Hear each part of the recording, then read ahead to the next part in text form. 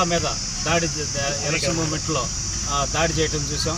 ఇప్పుడు మళ్ళీ 89 పెద్దూరులో రాత్రి తెలుగుదేశం పార్టీ సానుభూతిపరుడైనటువంటి కార్యకర్త అయినటువంటి శేషాద్రి, అట్లాగే శ్రీనివాస్, వెంకటేష్, వీళ్ళు ముగ్గురు పొలం దగ్గర ఉంటే ఏ విధంగా దాడి చేసి గాయపరిచారో మనం చూసాం. ఇప్పుడే పేషెంట్లు ముగ్గురిని చూడటం జరిగింది.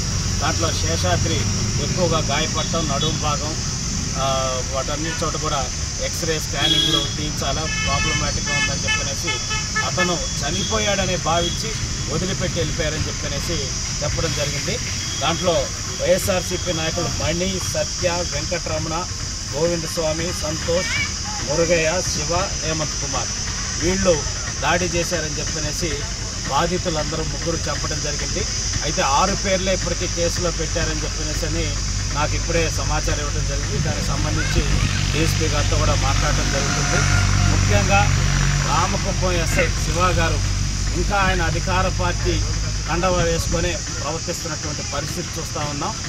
ఎస్ఐ గారు మీకు కూడా చెప్తున్నాం, చట్టపరంగా న్యాయపరంగా వెళ్తే అన్ని విధాలుగా నాయకులు ఇబ్బంది పెట్టారో అంతా సమాచారం మా దగ్గర ఉంది. పూర్తి స్థాయిలో దాని మీద రేపు 2024 జూన్ 4న మా ప్రభుత్వం ఏర్పడిన తర్వాత చట్టపరమైన చర్యలు డిపార్ట్మెంట్ వాళ్ళు కూడా ఎవరైతే వైసీపీ తొత్తులుగా వ్యవహరించారో, ఎవరైతే చేశారో వాళ్ళందరి మీద కూడా చర్యలు తీసుకుంటాయి. ఎంక్వైరీలు కూడా వేపించడం జరుగుతుందని కూడా చెప్తా ఉన్నాం. వైఎస్ఆర్సీపీ శ్రేణులు కూడా హెచ్చరిస్తూ ఉన్నాం.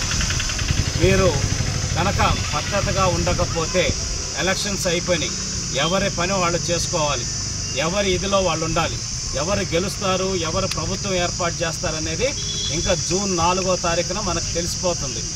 కాబట్టి రాష్ట్రం మొత్తం తెలుగుదేశం పార్టీ, జనసేన, బీజేపీ కూటమి ఏదైతే ఎన్డీఏ కూటమి ఉందో కూటమి ప్రభంజనం అనేది ఉందనేది అన్ని సర్వేలు అన్నీ చెప్తా ఉన్నాయి. మరీ ముఖ్యంగా కుప్పంలో భారీ మెజార్టీతోటి చంద్రబాబు నాయుడు గారు గెలవబోతున్నారు అనేది కూడా వైఎస్ఆర్సీపీ శ్రేణులే మాట్లాడుతున్నారు. 90% పోలింగ్ జరిగింది. 100% తెలుగుదేశం పార్టీకి, చంద్రబాబు నాయుడు గారికి